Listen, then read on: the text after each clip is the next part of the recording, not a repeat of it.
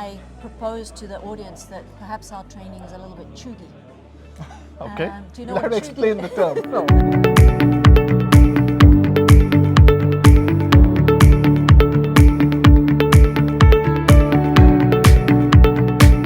Pleased to have with me here Veronica Zunic. She is an accountable manager at Salient Aero. She is the first female pilot in Malawi, the first female captain in Air Malawi and Taiwan, if my Correct. notes serve me correctly.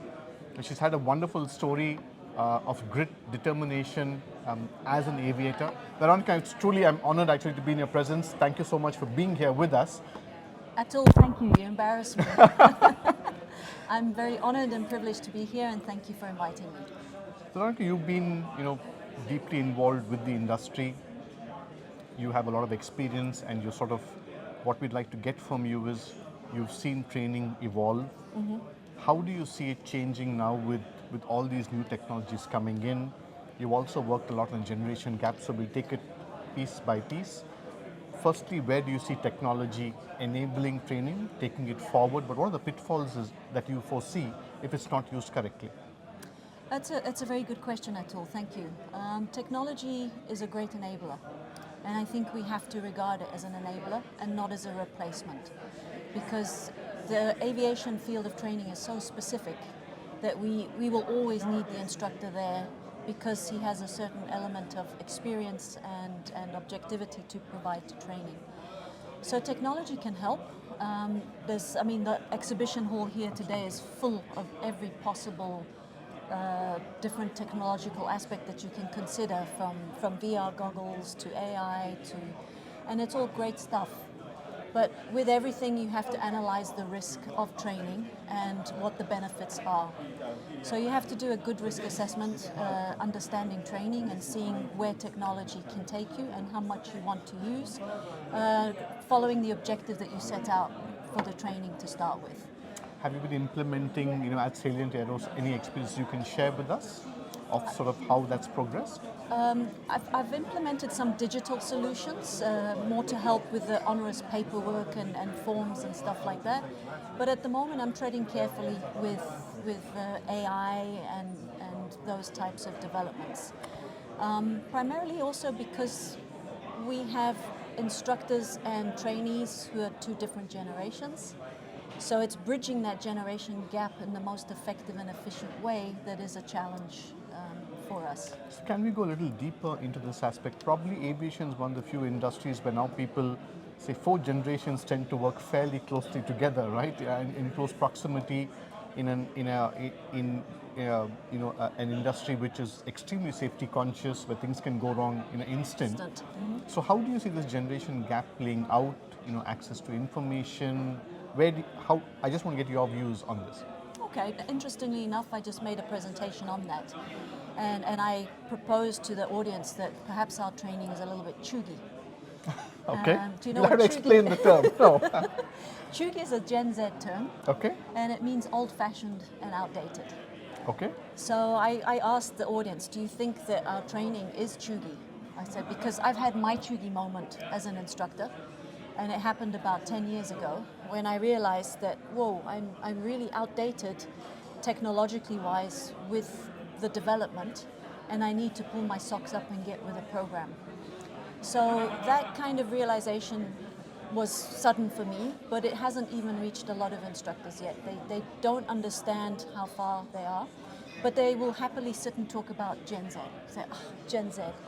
And we've all done it. We've all said, Gen Z, they're a different species. But why are they different? Okay, their education system is so vastly different to ours.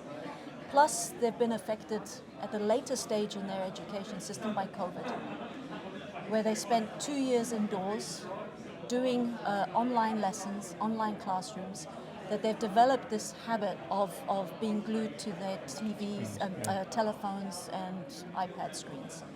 And that now is transposed into our flight decks, and we have to manage how to train these kids that have short attention spans, flicking through. If you don't get their attention within 2 seconds, you've lost them.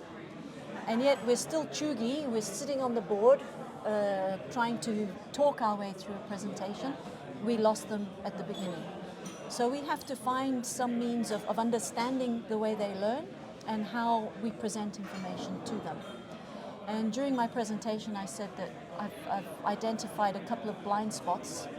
And the blind spots that we see now is the short attention span. How do we get over that? The reset mentality, because they've grown up with computer games and they'd have flight simulators. Oh, we just crashed. Don't worry, Control Alt Delete, reset, and we're back in flight again. So they are a generation that's risk averse. They don't understand risk to the same way that we understand risk. And as you said, in a safety critical environment, we have to really focus on that. So Gen Z is bringing a lot of challenges. What are some of the suggestions that you would share with, with training organizations, with airlines? I'm sure they're all doing their own work, but you've got quite a bit of experience yourself. What are some of the steps they could take, sort of start incorporating change earlier in the system? It's a good question, and it's quite a difficult one to answer actually, because Gen Z is in our flight decks now, and I'm a proponent of looking at school education. How are our kids trained at school? Because that is going to determine the learning cycle that they bring to the workforce. So if we look at how schools are teaching today compared to yesterday, I think we can get insights into how the next generation will meet or would like to be taught, that we will have the most efficient. And I've seen that now with the Gen Z. Schools have now realized, oops, kids spend too much time on phones. They don't know how to socially interact. So now there's a big drive across schools worldwide to ban phones at school. Yep. That's going to now determine the Gen A. And they're going to perhaps be more socially fluent. They're going to be less dependent. So we're going through this phase now of training one type of generation, which may again change in the next cycle. Yeah, so it's a lot of change that's going on. So instructors play a key role. I've read your own, the importance you've given to your instructors, how fondly you remember them. I've spoken to military aviation instructors who say their workload's gone up. The training devices today generate a lot of data, so they've got to sit with the pupils longer and show them a lot of things. But earlier, it was much simpler. How do you see instructors sort of being taken up themselves on the learning curve? Because they may be resistant to change sometimes, saying, look, this is how we've always done it. So, yeah. And that's the challenge the industry faces. And that's what's been a lot of the conversation here at EATS this time, is how do we standardize the instructor and get him to accept that this is the new way and evolve him along with technology, along with the learning and the teaching process. It's a challenge. There's no easy solution to it. And it's one that we have to keep plugging away at and helping them to develop. How do you foresee things changing over the next few years, or do you think it will take a little longer for real change to come into the training pipeline? That's also interesting. I think change is happening, but it's gradual, and change happens with acceptance. So once instructors and trainees accept that this is the new way of things being done, and they get comfortable with it, and they see that actually it's a better way, it encourages and promotes positive learning, I think change will happen quicker. But as always in aviation, uptake is slow. Yeah, and that's the nature of the beast in that sense.